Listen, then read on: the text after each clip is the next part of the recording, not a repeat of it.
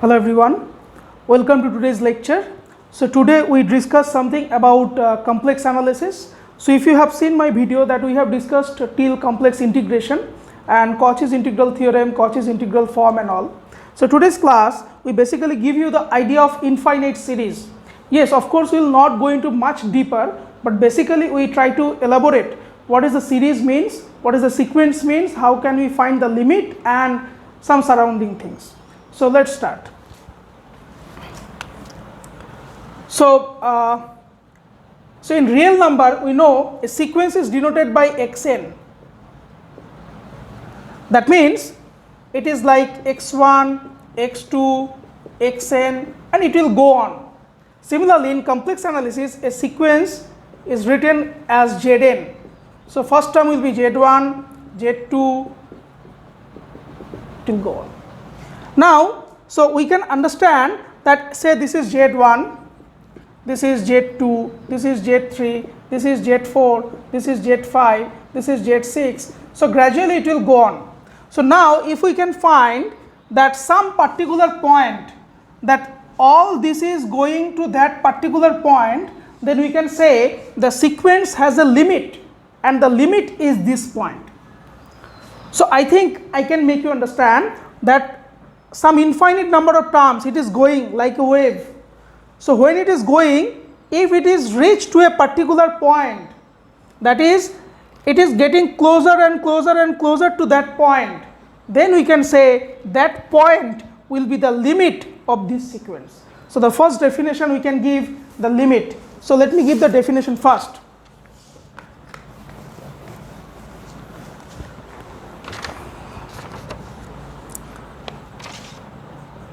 An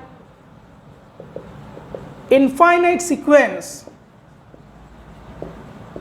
Zn will have limit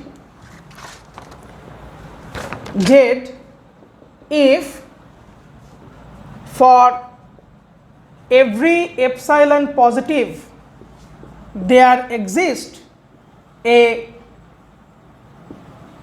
natural number n such that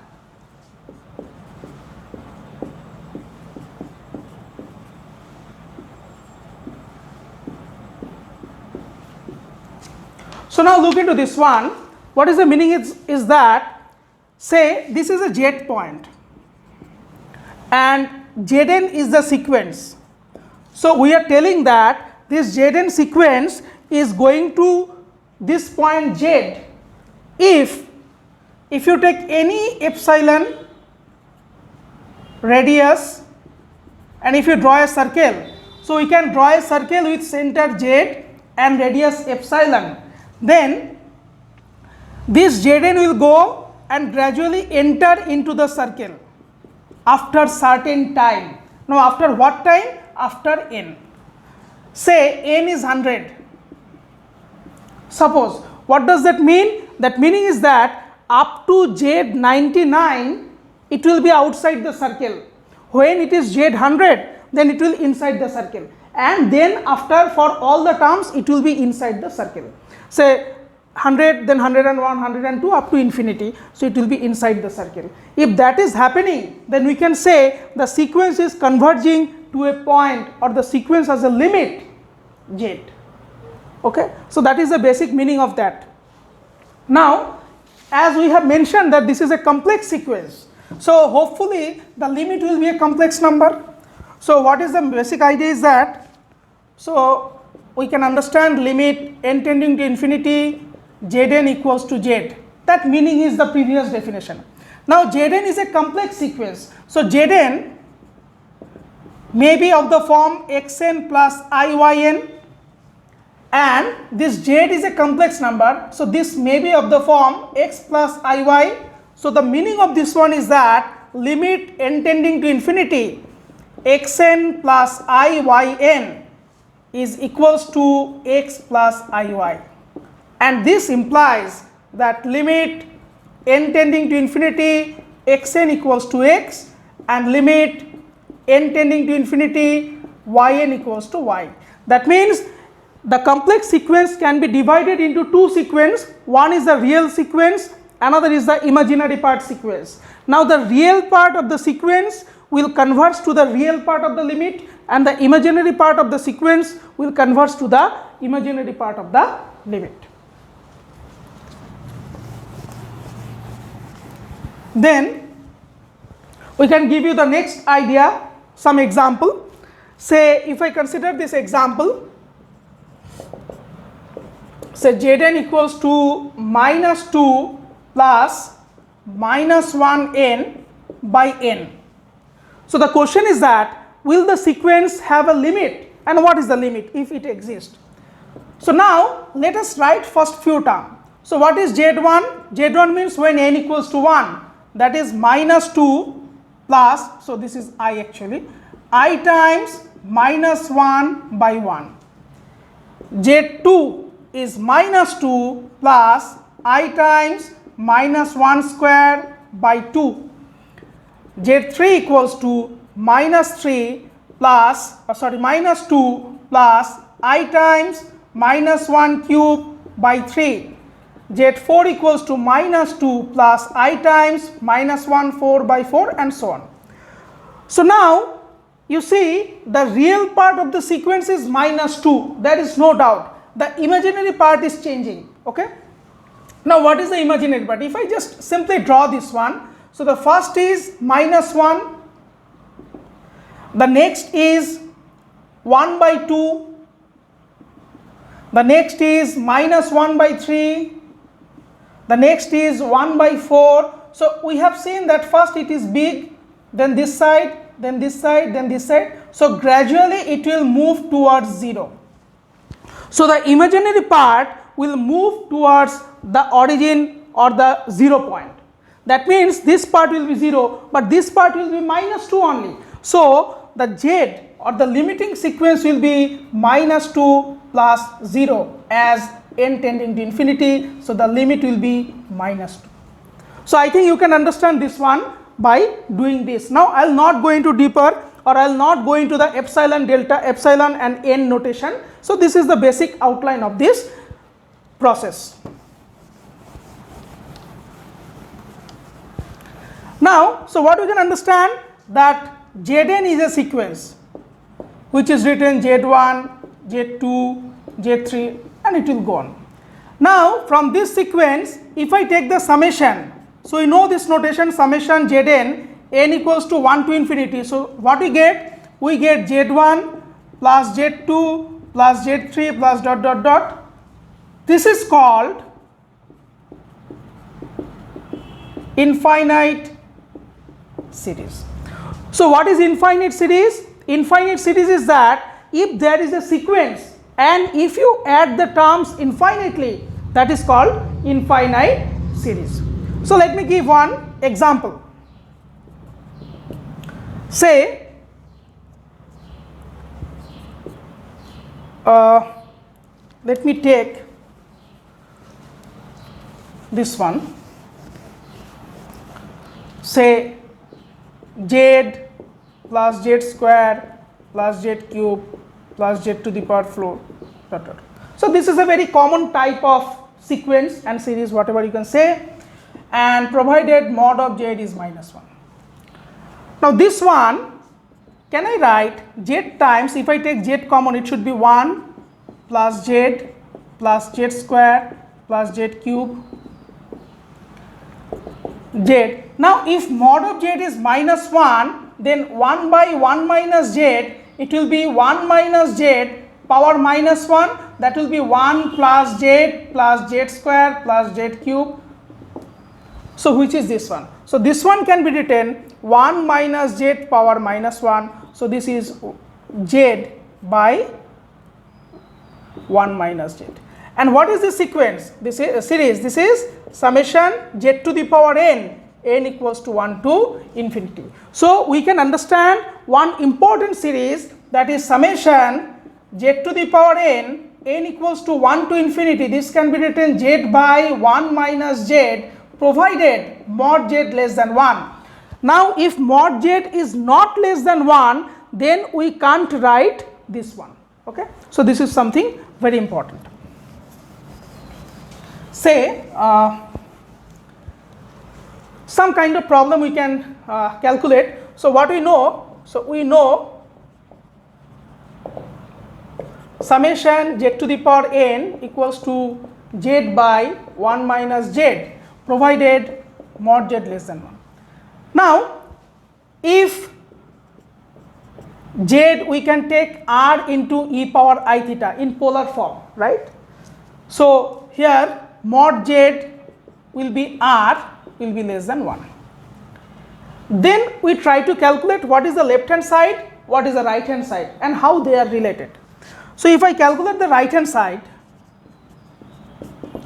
it is z, so r e power I theta divided by 1 minus r e power I theta. Okay. So that is basically r cos theta plus I r sin theta, the numerator, and the denominator will be 1 minus r cos theta minus I times r sin theta. Now what we know, if there is any complex number in the denominator, we can multiply with the conjugate to rationalize. So what we have to do, so the numerator will be r cos theta plus I r sin theta, then the opposite of this one, that is 1 minus r cos theta plus I r sin theta, and the denominator will be 1 minus r cos theta minus I r sin theta, 1 minus r cos theta plus I r sin theta. So in numerator and denominator we multiply by the same fact. Then what we get? In the numerator we get r cos theta into 1 minus r cos theta, and this one will be minus r square sin square theta. This is the real part, plus I times what we get, r sin theta 1 minus r cos theta plus I times this one I r square sin theta cos theta. And what we get in the denominator, this is a minus b, a plus b. So this is basically 1 minus r cos theta square plus r square sin square theta. Okay. So now in the next line what we can write is that this part, look into this part. This part is r cos theta minus r square cos square theta minus r square sin square theta. So last two term will give us r square, because sin square plus cos square is 1. So this will give us r cos theta minus r square plus I times r sin theta, because minus r square sin theta cos theta, r square sin theta cos theta will be 0, divided by, now this one, 1 minus 2r cos theta, a minus b whole square formula, plus r square cos square theta plus r square sin square theta. So it will give you plus r square. So we have got something. So this is the calculation. And in the left hand side, summation z to the power n, so that will give us summation r e power I theta whole power n. So that will give us summation r to the power n cos n theta plus I r to the power n sin n theta. Now this one, left hand side and right hand side is equal. So that means this quantity and this quantity is equal. So what we get as left hand side equals to right hand side. So what we get, the real part. What is the real part? Summation r to the power n cos n theta will be equals to the real part of the right hand side, that is r cos theta minus r square divided by 1 minus 2r cos theta plus r square, and imaginary part, that is summation r to the power n sin n theta. Imaginary part will be imaginary part of this one. So r sin theta divided by 1 minus 2 r cos theta plus r square. So we get some important aspect of this. So I think you can understand. So today's class basically we discuss, or we try to discuss till now, that what is the meaning of this one, sequence and series, and we have discussed one particular series which is z to the power n, and when we discuss this one we have got some interesting result in polar form, right? Now another thing, I will give you another definition or another theorem which is very very important, which is called Taylor series expansion, right?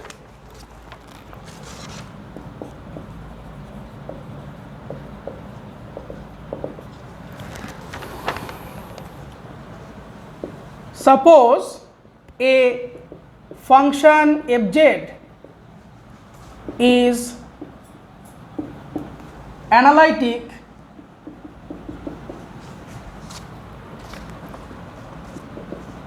in an open disk,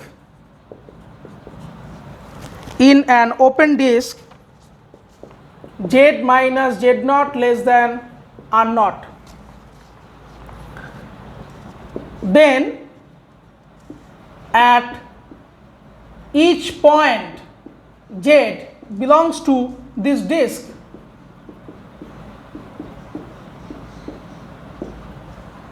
we have a Taylor series expansion which is f of z equals to summation a k z minus z naught power k, where k equals to 0 to infinity, where a k equals to f k at z naught divided by k factorial. Okay, so what is the meaning? The meaning is that, say there is a point z naught, and with z naught the r naught difference we take a circle. So this is a circle with center z naught and radius r naught. That is the meaning of this one. That is all the point whose distance is less than r naught with z naught. Okay, so this one will be the area, not the boundary, because it is less than, so it should be the inside portion. Now the function is analytic here, that is in all point the function is differentiable. So now if there is a point z within this circle, then f of z can be written as a infinite series expansion of this one. So z minus z naught means this distance. So that is, if I just simplify, it should be a0 plus a1 into z minus z naught plus a2 z minus z naught square, and so on. And what is this coefficient? This coefficient is the derivative of the function at the center divided by k factorial. Okay, so this is very important, that is if a function is analytic in a domain or in a neighborhood of a point, then at any point in that domain the function can be written as a Taylor series expansion, which is an infinite series expansion like this. You please study, this topic is not a very easy topic, but you try to practice and I think you can then understand better. Thank you.